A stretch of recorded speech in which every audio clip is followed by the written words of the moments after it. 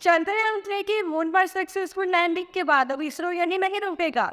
ISRO launch करने जा रहा है चंद्रयान 4, जिसे लूपेक्स भी बोला गया है, यानी lunar polar exploration mission. Chandrayaan 4 इतना ज्यादा स्पेशल होने जा रहा है कि इसमें सिर्फ इसरो ही नहीं, जापान की space agency JAXA, European union की स्पेस एजेंसी ईएसए और इवन नासा भी इसमें पार्टिसिपेट कर रहे हैं। क्यों चंद्रयान 4 इतना ज्यादा स्पेशल है कि पूरी दुनिया की नजर इस पे टिकी हुई है, इस वीडियो में मैं आपको बताऊंगी। उससे पहले आप मेरे चैनल को लाइक, शेयर और सब्सक्राइब कर दीजिए।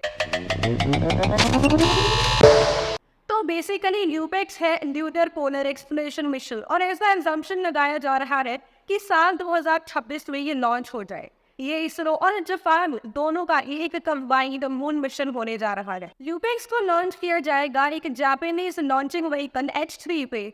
इस मिशन में लैंडर तो इंडियन होगा, इसरो प्रोवाइड करेगा, लेकिन रोवर जापानीज होगा जो कि जाक्सा प्रोवाइड करेगा। और साथ ही साथ कुछ इंस्ट्रूमेंट्स जो है वो नासा और यूरोपियन स्पेस एजेंसी प्रोवाइड करेगी। वेल दोस्तों, आप आईडी देख रहे हैं, एक समय पे जो नासा हमको बोल रहा था कि हम बैलगाड़ी पे मार्स में जाएंगे, आज खुद वो हमारी चंद्रयान 4 मिशन में पार्टिसिपेट करने के लिए बहुत एक्साइटेड है।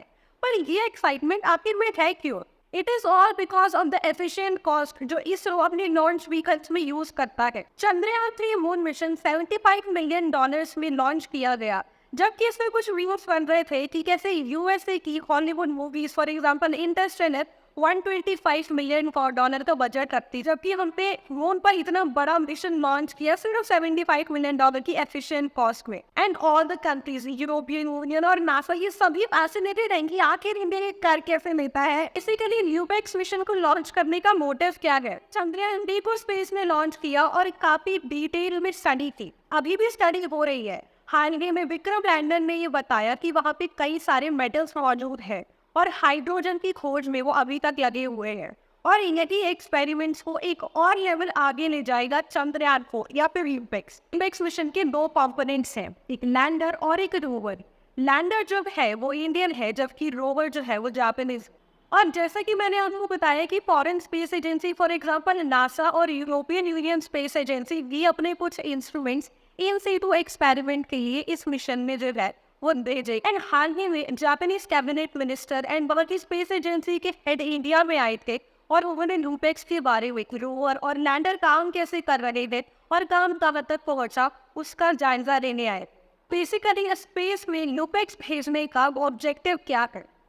इसके दो मेन ऑब्जेक्टिव्स, पहला है वाटर आइस की खोज और दूसरा है ओवरनाइट सर्वाइवल। तो मून पर ये वाटर आइस क्या होता है? हमने जब चंद्रयान 1 भेजा था तो हमें तभी पता लग गया था कि मून पर पानी है, मून पर वाटर की अवेलेबिलिटी है, लेकिन बाद में हमें ये पता लगा कि वहाँ पर वाटर आइस। देखिए, जो मून की सरफेस है वो बहुत ही ज्यादा कोल्ड है और मून का टेम्परेचर जो है वो 110 डिग्री सेल्सियस होता है रात के समय में।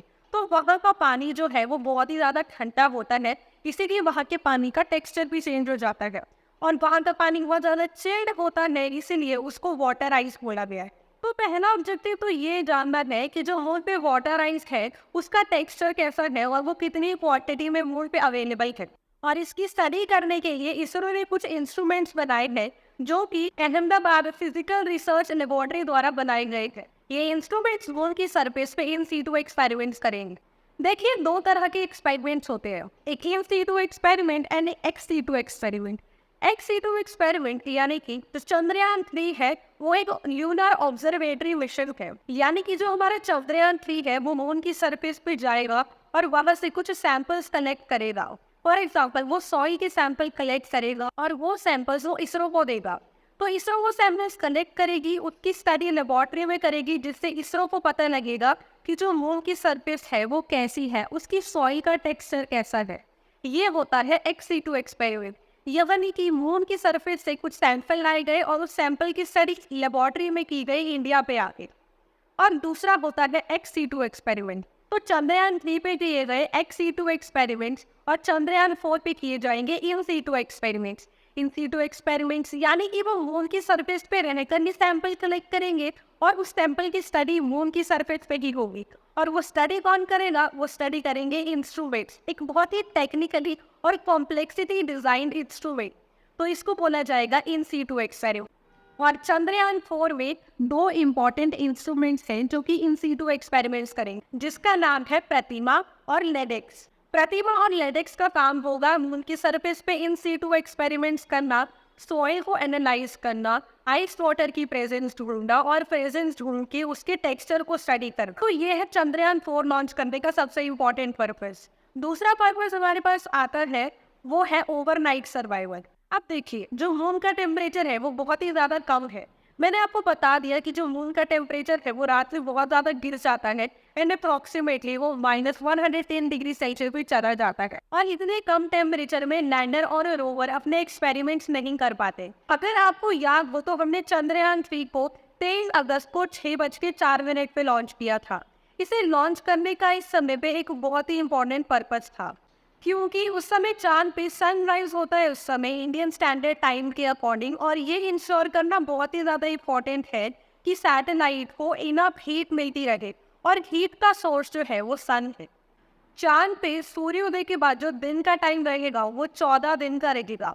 तो 14 दिन जो लैंडर और रोवर है वो अपना काम कर सकते हैं, they will get enough heat from the sun. But what after this, जब रात होगी टेम्परेचर बहुत ही ज़्यादा गिर जाएगा, तब लैंडर और रोवर अपना काम नहीं कर पाएंगे क्योंकि तब सनराइज नहीं हुआ हो। तो इस मिशन का दूसरा सबसे इम्पोर्टेंट काम है कुछ ऐसा इंस्ट्रूमेंट डिजाइन करना जो कि सैटेलाइट को ओवरनाइट सर्वाइवल दे सके, यानी कि वो रात में भी काम कर सके सूर्योदय होने के बाद भी। इसके बाद सरफेस एक्सप्लोरेशन, यानी कि मून की सरफेस को और ज्यादा एक्सप्लोर करना और उस पर और ज्यादा स्टडी करना, ये इसका पर्पस है। और एक और पर्पस है, वो है व्हीक्यूलर ट्रांसपोर्टेशन। हमारा विक्रम लैंडर और ये रोवर मून के सरफेस पे अच्छे से वॉक कर पाए, ये इंश्योर करना भी इस मून मिशन का पर्पस है। जबकि लेडेक्स इंस्ट्रूमेंट का पर्पस है मून पे डस्ट एक्सप्लोर करना। देखिए, जो मून की डस्ट है, हमें सब पता लगा है कि जो मून की डस्ट है उसमें चार्ज पार्टिकल्स आयंस जो कि इलेक्ट्रिसिटी जनरेट कर सकते हैं। और व्हाट इफ इन केस अगर कुछ सालों बाद इंडिया अपना मून पर मैन्ड मिशन लॉन्च करता है, तो मून की सरफेस का, मून के डस्ट पार्टिकल्स का पता होना चाहिए, ताकि जो साइंटिस्ट है वो स्पेस सूट उसी हिसाब से डिजाइन कर सके जो कि एस्ट्रोनॉट्स के लिए कन्वीनियंट, वरना वो एस्ट्रोनॉट्स की बॉडी को अफेक्ट कर सकता है और उनकी लाइफ को भी खतरा हो सकता है। पर चंद्रयान 3 तो ट्रेलर था, पिक्चर तो अभी बाकी है। आई होप कि चंद्रयान 3 की सक्सेसफुल लॉन्चिंग की तरह चंद्रयान 4 भी लॉन्च हो सक्सेसफुली, और हम सभी की बेस्ट विशेस इसरो के साथ है।